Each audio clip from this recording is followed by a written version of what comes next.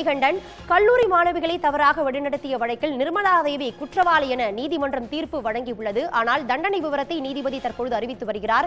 இந்நிலையில் நிர்மலா தேவி வழக்கறிஞர் பல கோரிக்கைகள் விடுத்திருக்கார். அவர் என்ன சொல்லியிருக்காரு? விவரங்கள்.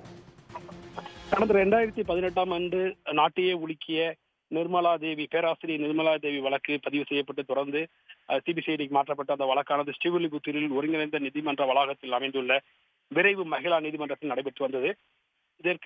இது விஷயமாக தீர்ப்பு கடந்த வெள்ளிக்கிழமை வெளியாக இருந்த நிலையில் நிர்மலா தேவி தரப்பு தனக்கு உடல்நிலை சரியில்லை, என்னால் ஆஜராக முடியாது என்று நோட்டீஸ் அனுப்பியதன் காரணமாக தொடர்ந்து வழக்கு விசாரணை இன்று நடைபெற்று இன்று தீர்ப்பு அளிப்பதாக இருந்தது.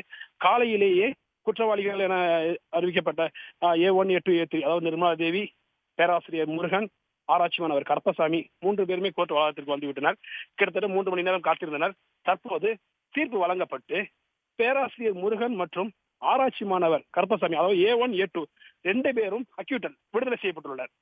A1 ஆன நிர்மலா தேவி ஃபவுண்ட் கில்ட்டி, அதாவது அவங்களுடைய குற்றம் உறுதி செய்யப்பட்டு அவர் குற்றவாளி என்று அறிவிக்கப்பட்டது. நீதிமன்றத்தின் சார்பாக நீதிபதி பகவதி அம்மாள் அவர் குற்றவாளி என்று அறிவித்துள்ளார். தொடர்ந்து அவர் தரப்பு வழக்கறிஞர், அதாவது நிர்மலா தேவியுடைய தரப்பு வழக்கறிஞர் சுரேஷ் நெப்போலியன் நீதிபதிட்டு ஒரு கோரிக்கை வைக்கிறாங்க. நீங்க குற்றவாளி என்று சொல்லிட்டீங்க, ஒன்றும் பிரச்சனை இல்லை, தீர்ப்பு விவரத்தை எனக்கு நாளைக்கு சொல்றதுக்கு நீங்க அனுமதி கொடுக்கணும், நான் இந்த கோரிக்கையா கொடுக்குறேன். ஏன்னா சுப்ரீம் கோர்ட்ல இந்த மாதிரி இருக்கு. தீர்ப்பு சொன்ன அன்னைக்கு அவங்களுடைய சென்டென்ஸ், அதாவது தீர்ப்பின் விவரத்தை அறிவிக்க வேண்டிய அவசியம் இல்லை. ஃபவுண்ட் கில்ட்டின்னு சொல்லிட்டீங்க, எங்க தரப்பு இறுதி வாதத்தை நீங்க கேட்கணும், கேட்டு தண்டனை விவரத்தை குறைப்பதற்காக அது பயன்படும், அதனால நீங்க வெயிட் பண்ணணும் அப்படின்னு சொல்லி கோரிக்கை வைக்கிறாங்க. அதை அரசு சிறப்பு வழக்கறிஞர் சந்திரசேகர் அது எதிர்ப்பு தெரிவிக்கிறார். இல்ல ஃபவுண்ட் கில்ட்டின்னு சொல்லியாச்சுன்னா பின்ன எதுக்காண்டி நம்ம வெயிட் பண்ணணும், இன்னைக்கு எல்லாத்தையும் சொல்லிடணும் அப்படின்னு அவர் எதிர்ப்பு தெரிவிக்கிறாரு.